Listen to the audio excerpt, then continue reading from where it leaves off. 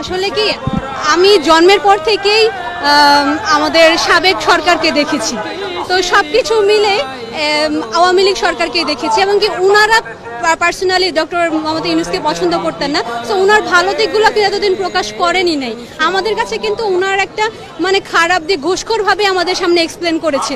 তো এখন আমি যেটা বুঝতে পারছি যে উনি খুব সুইট একটা মানুষ, উনি প্রকৃতপক্ষেই যেমন উনার বিহেভিয়ার বা সবকিছু সাধারণ।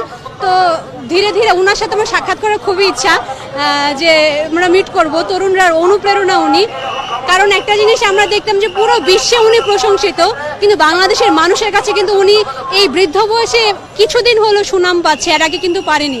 আমার মনে হয় যে ওনার একটা কালো ব্যথা ছিল যে দেশের মানুষের কাছে উনি সম্মানটা পায় না।